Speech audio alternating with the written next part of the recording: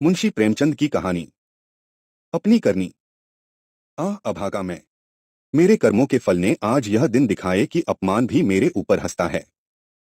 और यह सब मैंने अपने हाथों किया। शैतान के सिर इल्जाम क्यों दूं, किस्मत को खरी खोटी क्यों सुनाऊं, होनी को क्यों रोऊं। जो कुछ किया मैंने जानते और बूझते हुए किया।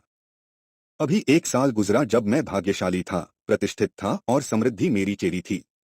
दुनिया की नेमतें मेरे सामने हाथ बांधे खड़ी थीं, लेकिन आज बदनामी और कंगाली और शर्मिंदगी मेरी दुर्दशा पर आंसू बहाती है। मैं ऊंचे खानदान का बहुत पढ़ा लिखा आदमी था। फारसी का मुल्ला, संस्कृत का पंडित, अंग्रेजी का ग्रेजुएट। अपने मुंह मियाँ मिट्ठू क्यों बनूं, लेकिन रूप भी मुझको मिला था, इतना कि दूसरे मुझसे ईर्ष्या कर सकते थे। गर्ज एक इंसान को खुशी के साथ जिंदगी बसर करने के लिए जितनी अच्छी चीजों की जरूरत हो सकती है, वह सब मुझे हासिल थीं। सेहत का यह हाल कि मुझे कभी सरदर्द की भी शिकायत नहीं हुई। फिटन की सैर, दरिया की दिलफ्रेबियां, पहाड़ के सुंदर दृश्य, उन खुशियों का जिक्र ही तकलीफ दे है। क्या मजे की जिंदगी थी। यहाँ तक तो अपना दर्दे दिल सुना सकता हूँ, लेकिन इसके आगे फिर होठों पर खामोशी की मुहर लगी हुई है। एक सती साध्वी, पतिप्राणा स्त्री और 2 गुलाब के फूल से बच्चे इंसान के लिए जिन खुशियों, आरजुओं, हौसलों और दिलफ्रेबियों का खजाना हो सकते हैं, वह सब मुझे प्राप्त था। मैं इस योग्य नहीं कि उस पवित्र स्त्री का नाम जबान पर लाऊं। मैं इस योग्य नहीं कि अपने को उन लड़कों का बाप कह सकूं। मगर नसीब का कुछ ऐसा खेल था कि मैंने उन नेमतों की कदर न की। जिस औरत ने मेरे हुक्म और अपनी इच्छा में कभी कोई भेद नहीं किया, जो मेरी सारी बुराइयों के बावजूद कभी शिकायत का एक शब्द ज़बान पर नहीं लाई, जिसका गुस्सा कभी आंखों से आगे नहीं बढ़ने पाया। गुस्सा क्या था, कुआर की बरखा थी, 2-4 हल्की हल्की बूंदें पड़ी और फिर आसमान साफ हो गया। अपनी दीवानगी के नशे में मैंने उस देवी की कदर न की। मैंने उसे जलाया, रुलाया, तड़पाया। मैंने उसके साथ दगा की। आह, जब मैं 2-2 बजे रात को घर लौटता था तो मुझे कैसे कैसे बहाने सूझते थे, नित नए हीले गढ़ता था। शायद विद्यार्थी जीवन में जब बैंड के मजे से मदरसे जाने की इजाजत न देते थे, उस वक्त भी बुद्धि इतनी प्रखर न थी। और क्या उस क्षमा की देवी को मेरी बातों पर यकीन आता था। वह भोली थी मगर ऐसी नादान न थी। मेरी खुमार भरी आंखें और मेरे उथले भाव और मेरे झूठे प्रेम प्रदर्शन का रहस्य क्या उससे छिपा रह सकता था। लेकिन उसकी रगरग में शराफत भरी हुई थी, कोई कमीना ख्याल उसकी जबान पर नहीं आ सकता था। वह उन बातों का जिक्र करके या अपने संदेहों को खुले आम दिखलाकर हमारे पवित्र संबंध में खिंचाव पैदा करना बहुत अनुचित समझती थी। मुझे उसके विचार उसके माथे पर लिखे मालूम होते थे। शायद वह समझती थी कि मेरा नशा खुद ब खुद उतर जाएगा। काश इस शराफत के बदले उसके स्वभाव में कुछ ओछापन और अनुदारता भी होती। काश वह अपने अधिकारों को अपने हाथ में रखना जानती। काश वह इतनी सीधी न होती। काश अब अपने मन के भावों को छिपाने में इतनी कुशल न होती। काश वह इतनी मक्कार न होती। लेकिन मेरी मक्कारी और उसकी मक्कारी में कितना अंतर था। मेरी मक्कारी हरामकारी थी, उसकी मक्कारी आत्मबलिदानी। एक रोज मैं अपने काम से फुसरत पाकर शाम के वक्त मनोरंजन के लिए आनंद वाटिका में पहुंचा और संगमरमर के हौस पर बैठकर मछलियों का तमाशा देखने लगा। एकाएक निगाह ऊपर उठी तो मैंने एक औरत को बेले की झाड़ियों में फूल चुनते देखा। उसके कपड़े मैले थे और जवानी की ताजगी और गर्व को छोड़कर उसके चेहरे में कोई ऐसी खास बात न थी। उसने मेरी तरफ आंखें उठाईं और फिर फूल चुनने में लग गई, गोया उसने कुछ देखा ही नहीं। उसके इस अंदाज ने, चाहे वह उसकी सरलता ही क्यों न रही हो, मेरी वासना को और भी उद्दीप्त कर दिया। मेरे लिए यह एक नई बात थी कि कोई औरत इस तरह देखे कि जैसे उसने नहीं देखा। मैं उठा और धीरे धीरे, कभी जमीन और कभी आसमान की तरफ ताकते हुए बेले की झाड़ियों के पास जाकर खुद भी फूल चुनने लगा। इस ढिठाई का नतीजा यह हुआ कि वह मालिन की लड़की वहां से तेजी के साथ बाग के दूसरे हिस्से में चली गई। उस दिन से मालूम नहीं वह कौन सा आकर्षण था जो मुझे रोज शाम के वक्त आनंद वाटिका की तरफ खींच ले जाता। उसे मोहब्बत हरगिज नहीं कह सकते। अगर मुझे उस वक्त भगवान न करें उस लड़की के बारे में कोई शोक समाचार मिलता तो शायद मेरी आंखों से आंसू भी न निकले। जोगियां धारण करने की तो चर्चा ही व्यर्थ है। मैं रोज जाता और नए नए रूप धर कर जाता, लेकिन जिस प्रकृति ने मुझे अच्छा रूप रंग दिया था उसी ने मुझे वाचालता से वंचित भी कर रखा था। मैं रोज जाता और रोज लौट जाता, प्रेम की मंजिल में एक कदम भी आगे न बढ़ पाता था। हाँ, इतना अलबत्ता हो गया कि उसे वह पहली सी झिझक न रही। आखिर इस शांतिपूर्ण नीति को सफल न होते देख मैंने एक नई युक्ति सोची। एक रोज मैं अपने साथ अपने शैतान बुलडॉग टॉमी को भी लेता गया। जब शाम हो गई और वह मेरे धैर्य का नाश करने वाली फूलों से आंचल भरकर अपने घर की ओर चली तो मैंने अपने बुलडॉग को धीरे से इशारा कर दिया। बुलडॉग उसकी तरफ बांस की तरह झपटा। फूलमती ने एक चीख मारी, 2-4 कदम दौड़ी और जमीन पर गिर पड़ी। अब मैं छड़ी हिलाता, बुलडॉग की तरफ गुस्से भरी आंखों से देखता और हाय हाय चिल्लाता हुआ दौड़ा और उसे जोर से 2-3 डंडे लगाए। फिर मैंने बिखरे हुए फूलों को समेटा, सहमी हुई औरत का हाथ पकड़कर बिठा दिया और बहुत लज्जित और दुखी भाव से बोला, यह कितना बड़ा बदमाश है, अब इसे अपने साथ कभी नहीं लाऊंगा। तुम्हें इसने काट तो नहीं लिया? फूलमती ने चादर से सर को ढांकते हुए कहा, तुम न आ जाते तो वह मुझे नोच डालता। मेरे तो जैसे मन मन भर के पैर हो गए थे। मेरा कलेजा तो अभी तक धड़क रहा है। यह तीर लक्ष्य पर बैठा, खामोशी की मुहर टूट गई, बातचीत का सिलसिला कायम हुआ। बांध में एक दरार हो जाने की देर थी, फिर तो मन की उमंगों ने खुद ब खुद काम करना शुरू किया। मैंने जैसे जैसे जाल फैलाए, जैसे जैसे स्वांग रचे, वह रंगीन तबीयत के लोग खूब जानते हैं। और यह सब क्यों? मोहब्बत से नहीं, सिर्फ जरा देर दिल को खुश करने के लिए, सिर्फ उसके भरे पूरे शरीर और भोलेपन पर रीझ कर। यो मैं बहुत नीच प्रकृति का आदमी नहीं हूँ। रूप रंग में फूलमती का इंदु से मुकाबला न था। वह सुंदरता के सांचे में ढली हुई थी। कवियों ने सौंदर्य की जो कसौटियां बनाई हैं, वह सब वहां दिखाई देती थीं, लेकिन पता नहीं क्यों मैंने फूलमती की धंसी हुई आंखों और फूले हुए गालों और मोटे मोटे होठों की तरफ अपने दिल का ज्यादा खिंचाव देखा। आना जाना बढ़ा और महीना भर भी गुजरने न पाया कि मैं उसकी मोहब्बत के जाल में पूरी तरह फंस गया। मुझे अब घर की सादा जिंदगी में कोई आनंद न आता था, लेकिन दिल ज्यों ज्यों घर से उचटता जाता था त्यों त्यों मैं पत्नी के प्रति प्रेम का प्रदर्शन और भी अधिक करता था। मैं उसकी फरमाइशों का इंतजार करता रहता और कभी उसका दिल दुखाने वाली कोई बात मेरी जबान पर न आती। शायद मैं अपनी आंतरिक उदासीनता को शिष्टाचार के पर्दे के पीछे छिपाना चाहता था। धीरे धीरे दिल की यह कैफियत भी बदल गई और बीवी की तरफ से उदासीनता दिखाई देने लगी। घर में कपड़े नहीं है, लेकिन मुझसे इतना न होता कि पूछ लूं। सच यह है कि मुझे अब उसकी खातिरदारी करते हुए एक डर सा मालूम होता था कि कहीं उसकी खामोशी की दीवार टूट न जाए और उसके मन के भाव जबान पर न आ जाए। यहाँ तक कि मैंने गिरस्ती की जरूरतों की तरफ से भी आंखें बंद कर लीं। अब मेरा दिल और जान और रुपया पैसा सब फूलमती के लिए था। मैं खुद कभी सुनार की दुकान पर न गया था, लेकिन आजकल कोई मुझे रात गए एक मशहूर सुनार के मकान पर बैठा हुआ देख सकता था। बजाज की दुकान में भी मुझे रुचि हो गई।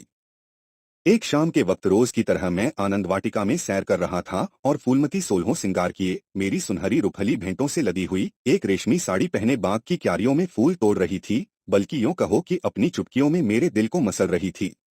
उसकी छोटी छोटी आंखें उस वक्त नशे के हुस्न में फैल गई थीं और उनमें शोखी और मुस्कुराहट की झलक नजर आती थी। अचानक महाराजा साहब भी अपने कुछ दोस्तों के साथ मोटर पर सवार आ पहुंचे। मैं उन्हें देखते ही अगवानी के लिए दौड़ा और आदाब बजा लाया।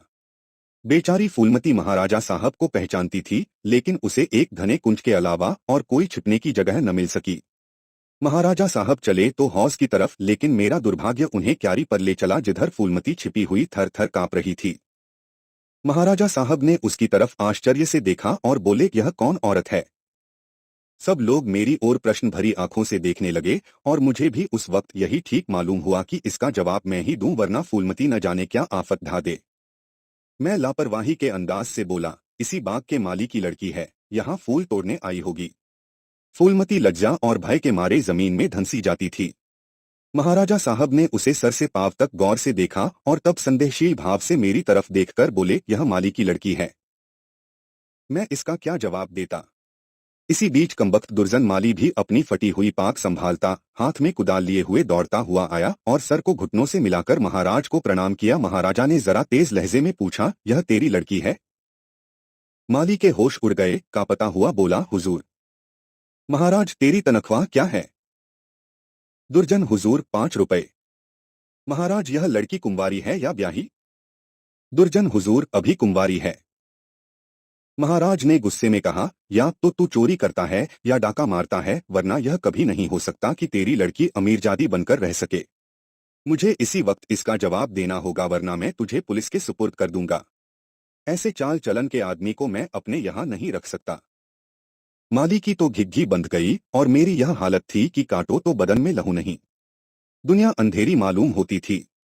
मैं समझ गया कि आज मेरी शामत सर पर सवार है। वह मुझे जड़ से उखाड़कर दम लेगी। महाराजा साहब ने माली को जोर से डांटकर पूछा, तू खामोश क्यों है, बोलता क्यों नहीं? दुर्जन फूट फूट कर रोने लगा। जब जरा आवाज सुधरी तो बोला, हुजूर, बाप दादे से सरकार का नमक खाता हूँ, अब मेरे बुढ़ापे पर दया कीजिए, यह सब मेरे फूटे नसीबों का फेर है धर्मावतार। इस छोकरी ने मेरी नाक कटा दी, कुल का नाम मिटा दिया।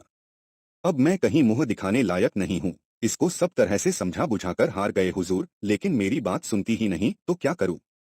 हुजूर माई बाप हैं, आपसे क्या पर्दा करूँ, उसे अब अमीरों के साथ रहना अच्छा लगता है, और आजकल के रईसों और अमीरों को क्या कहूँ, दीनबंधु सब जानते हैं।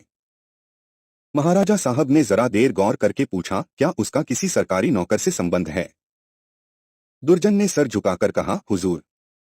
महाराज साहब, वह कौन आदमी है, तुम्हें उसे बतलाना होगा। दुर्जन, महाराज जब पूछेंगे बता दूंगा, सांच को आंच क्या। मैंने तो समझा था कि इसी वक्त सारा पर्दाफाश हुआ जाता है, लेकिन महाराजा साहब ने अपने दरबार के किसी मुलाजिम की इज्जत को इस तरह मिट्टी में मिलाना ठीक नहीं समझा।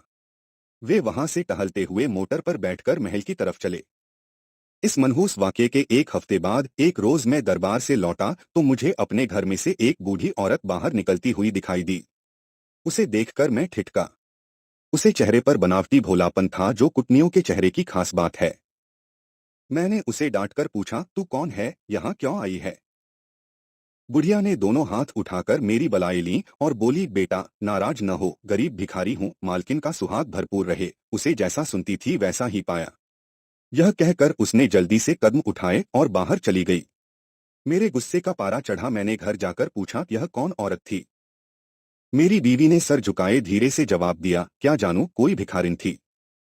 मैंने कहा, भिखारिनों की सूरत ऐसी नहीं हुआ करती, यह तो मुझे कुटनी सी नजर आती है।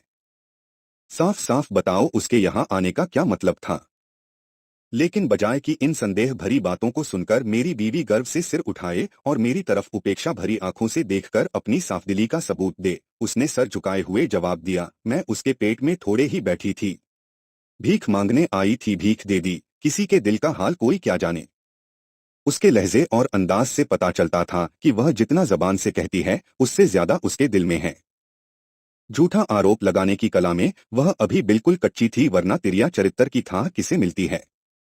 मैं देख रहा था कि उसके हाथ पांव थरथरा रहे हैं।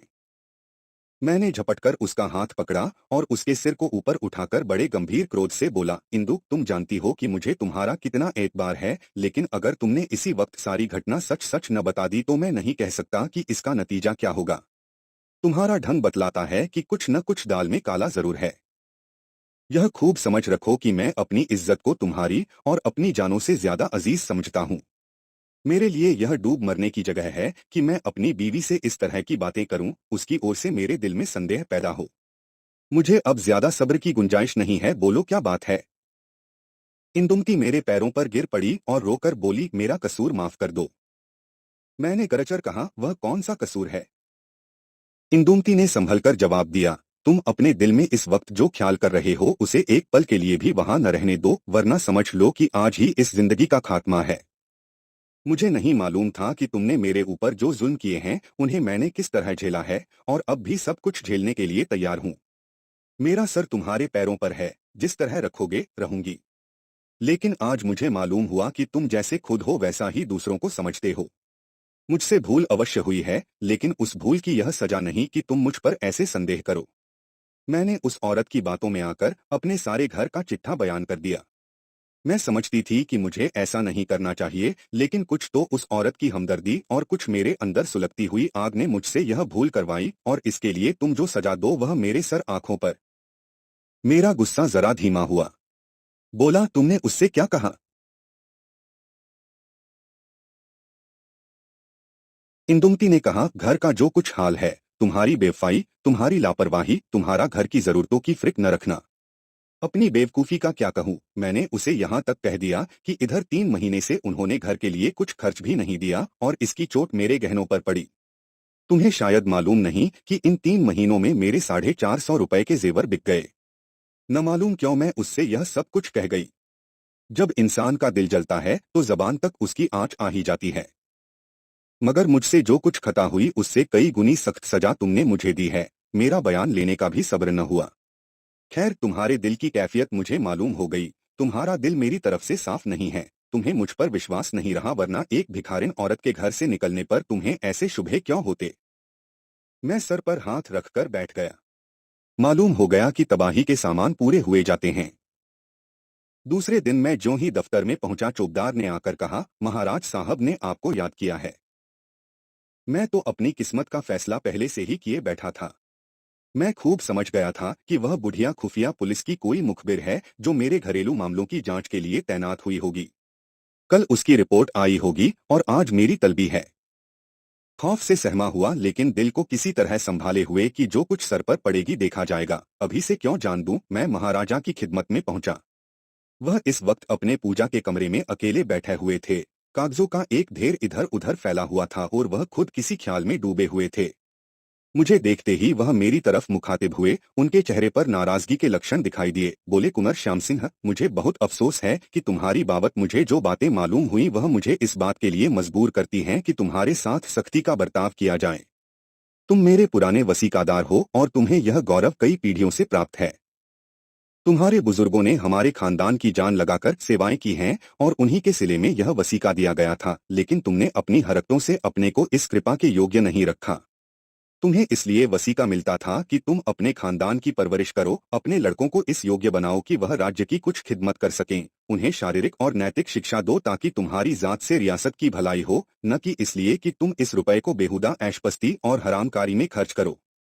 मुझे इस बात से बहुत तकलीफ होती है कि तुमने अब अपने बाल बच्चों की परवरिश की जिम्मेदारी से भी अपने को मुक्त समझ लिया है।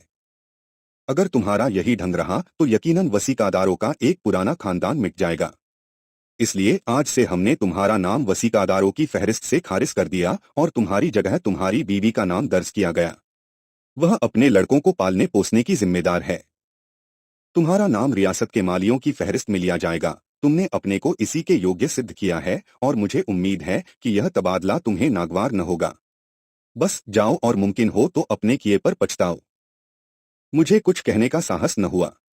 मैंने बहुत धैर्यपूर्वक अपने किस्मत का यह फैसला सुना और घर की तरफ चला।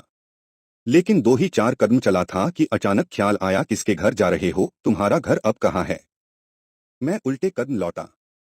जिस घर का मैं राजा था वहां दूसरों का आश्रित बनकर मुझसे नहीं रहा जाएगा, और रहा भी जाए तो मुझे रहना चाहिए। मेरा आचरण निश्चय ही अनुचित था, लेकिन मेरी नैतिक संवेदना अभी इतनी थोथी न हुई थी। मैंने पक्का इरादा कर लिया कि इसी वक्त इस शहर से भाग जाना मुनासिब है, वरना बात फैलते ही हमदर्दों और बुरा चेतने वालों का एक जमघट हालचाल पूछने के लिए आ जाएगा। दूसरों की सूखी हमदर्दियां सुननी पड़ेंगी जिनके पर्दे में खुशी झलकती होगी। एक बार, सिर्फ एक बार मुझे फूलमती का ख्याल आया। उसके कारण यह सब दुर्गत हो रही है, उससे तो मिल ही लूं। मगर दिल ने रोका। क्या एक वैभवशाली आदमी की जो इज्जत होती थी वह अब मुझे हासिल हो सकती है? हरगिज नहीं। रूप की मंडी में वफा और मोहब्बत के मुकाबले में रुपया पैसा ज्यादा कीमती चीज है। मुमकिन है इस वक्त मुझ पर तरस खाकर या क्षणिक आवेश में आकर फूलमती मेरे साथ चलने पर आमादा हो जाए, लेकिन उसे लेकर कहाँ जाऊंगा? पांवों में बेड़ियां डालकर चलना तो और भी मुश्किल है। इस तरह सोच विचार कर मैंने बंबई की राह ली और अब 2 साल से एक मिल में नौकर हूँ। तनख्वाह सिर्फ इतनी है कि ज्यों त्यों जिंदगी का सिलसिला चलता रहे, लेकिन ईश्वर को धन्यवाद देता हूँ और इसी को यथेष्ट समझता हूँ। मैं एक बार गुप्त रूप से अपने घर गया था। फूलमती ने एक दूसरे रईस से रूप का सौदा कर लिया है, लेकिन मेरी पत्नी ने अपने प्रबंध कौशल से घर की हालत खूब संभाल ली है। मैंने अपने मकान को रात के समय लालसा भरी आंखों से देखा। दरवाजे पर 2 लालटेनें जल रही थीं और बच्चे इधर उधर खेल रहे थे। हर सफाई और सुथरापन दिखाई देता था। मुझे कुछ अखबारों के देखने से मालूम हुआ कि महीनों तक मेरे पते निशान के बारे में अखबारों में इश्तहार छपते रहे। लेकिन अब यह सूरत लेकर मैं वहां क्या जाऊंगा और यह कालिख लगा मुंह किसको दिखाऊंगा? अब तो मुझे इसी गिरी पड़ी हालत में जिंदगी के दिन काटने हैं, चाहे रोकर काटूं या हंसकर। मैं अपनी हरकतों पर अब बहुत शर्मिंदा हूँ। अफसोस मैंने उन नेमतों की कद्र न की, उन्हें लात से ठोकर मारी। यह उसी की सजा है कि आज मुझे यह दिन देखना पड़ रहा है। मैं वह परवाना हूँ जिसकी खाक भी हवा के झोंकों से नहीं बची। समाप्त। कहानी आपको कैसी लगी? लाइक या अनलाइक करें, कमेंट करें, सब्सक्राइब करें, मित्रों को शेयर करें। धन्यवाद।